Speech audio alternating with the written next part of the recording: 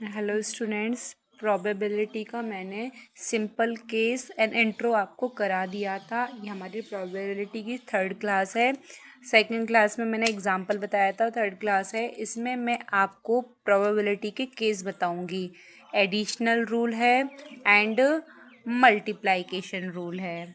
Okay, addition कब करते हैं और मल्टीप्लिकेशन हम कब करते हैं। Okay, now we start. If A and B are two events, then the probability of happening A और B, मतलब कि हमारा A या B होने के लिए प्रोबेबिलिटी क्या होगी। अच्छा, A और B होने के लिए तो ऐसे जो इवेंट्स बनते हैं ना आपके, उन इवेंट्स को हम म्यूचुअली एक्सक्लूसिव इवेंट्स बोलते हैं। म्यूचुअली एक्सक्लूसिव इवेंट्स का मतलब होता है those events which can't occur together, यानी कि वो इवेंट्स जो कभी एक साथ संभव नहीं हो सकते हैं। For example, mutually exclusive events हम उन इवेंट्स को बोलते हैं जैसे कि आप एक कॉइन को टॉस करते हैं। तो आप जब कॉइन को टॉस करते हैं तो इसमें म्यूचुअली इवेंट्स बनते हैं, क्योंकि इसमें सिर्फ एक बार में हेड आ सकता है या फिर एक बार में टेल आ सकता है। कभी हेड और टेल कभी एक साथ नहीं आ सकते। तो इस इवेंट्स को हम बोलते हैं mutually exclusive events. Understand? Another example, when we take a dice, जब हम डाइस को लेते हैं तो उसको जब हम रोल करेंगे तो आप देखेंगे कि सिर्फ वन टाइम में वन नंबर आएगा। वन भी आ सकता है, टू भी आ सकता है, थ्री भी आ सकता है, फोर है, फाइव, सिक्स, 6 डिजिट में से कोई एक डिजिट ही संभव है। यानी कि ऐसा इवेंट्स जो एक साथ संभव ना हो, अलग अलग हो। ओके, अच्छा, तो mutually exclusive events addition rule को फॉलो करता है। इसमें आपका एडिशन रूल तब होता है जब किन्हीं दो इवेंट्स के बीच में और आ जाता है। ध्यान देने बात है, जब ए और बी आ गया, मतलब कि या तो ए होगा या फिर बी होगा।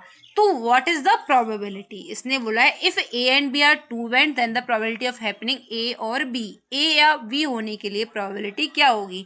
तो प्रोबेबिलिटी ऑफ ए और बी होने के लिए हम हमेशा दोनों की अलग अलग प्रोबेबिलिटी निकाल के ऐड करते हैं। मतलब ए होने की निकाल देंगे और बी होने की निकाल देंगे, दोनों की प्रोबेबिलिटी को ऐड कर देंगे। ओके, एग्जाम्पल लिया है हमने। For an example, what is the probability of rolling a die and getting either a 1 or 6, यानी कि एक या 6 आने की प्रोबेबिलिटी क्या होगी जब हम किसी भी डाई को रोल करते हैं। ओके, ये तो एक आए या फिर 6 आए, 1 या 6 आने की प्रोबेबिलिटी क्या होगी। ओके, तो हमारे पास में पहले हम 1 आने की प्रोबेबिलिटी निकाल लेंगे, फिर 6 आने की प्रोबेबिलिटी निकाल लेंगे। ओके, तो 1 आने की प्रोबेबिलिटी क्या होगी? तो प्रोबेबिलिटी ऑफ गेटिंग अ 1, तो 1 आने के लिए फॉर्मूला तो वही रहता है, टोटल मतलब favourable outcome upon total outcome.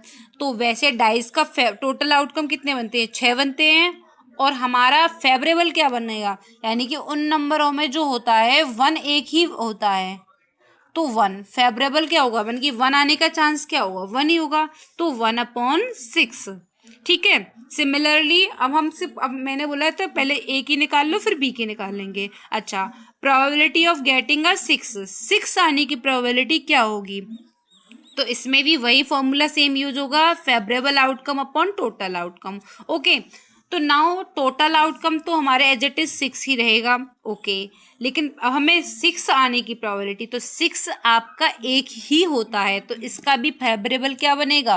1 बनेगा। अच्छा, अब हमारे क्वेश्चन पे आ जाओ। इसने बोला है what is the probability of rolling a die and getting either 1 or 6, एक ही या 6 आने की प्रोबेबिलिटी। तो यहाँ पर एडिशन रूल फॉलो होगा। तो 1 और 6 आने के लिए दोनों की प्रोबेबिलिटीज को हम क्या कर देते हैं? ऐड कर देते हैं। Probability of getting 1 plus probability of getting 6, तो इसकी भी 1/6 आई थी, इसकी भी 1/6 आई थी, दोनों को हमने क्या कर दिया है? जोड़ के सॉल्व कर दिया है।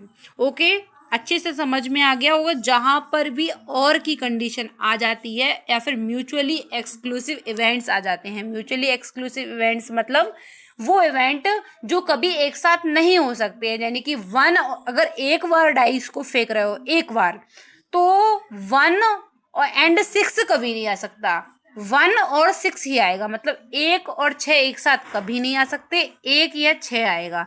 तो और के केस में आपको ऐड लगाना है, यानी कि प्लस लगाना है। Okay, got it. Now case आपका थर्ड है मल्टीप्लाइकेशन रूल।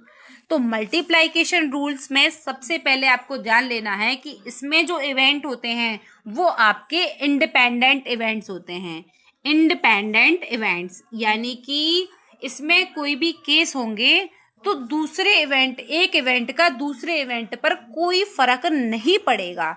जैसे कि आप एक कॉइन को दो बार टॉस करते हैं, तो आपने पहली बार टॉस किया तो हेड आ सकता है, और दूसरी बार टॉस किया तो हेड भी आ सकता है, टेल भी आ सकता है। बात ये है कि हमारा मतलब दोनों हेड हेड भी हो सकते हैं, मतलब दोनों इवेंट का एक दूसरे पे कोई फर्क नहीं पड़ा, क्योंकि दोनों इवेंट अलग अलग हो रहे हैं, यानी कि किसी कॉइन को हमको दो बार टॉस करना पड़ रहा है। तो इस केस में एंड की कंडीशन आ जाती है, यानी कि एंड में। तो एंड में क्या करना होता है, जैसे कि अगर आपको if A and B are two events then the probability of happening of A and B, A और वी दोनों के होने की प्रोबेबिलिटी क्या होगी। तो इस केस में प्रोबेबिलिटी ऑफ ए भी निकाल लेंगे, प्रोबेबिलिटी ऑफ बी निकाल लेंगे, और दोनों का मल्टीप्लाइकेशन हम कर देते हैं। P probability of A multiplication probability of B. Example थोड़ा सा टफ है, अदर एग्जाम्पल से समझाते हैं जो थोड़ा सा इजी है। What is the probability of a head on once and tail on second when two coin are tossed.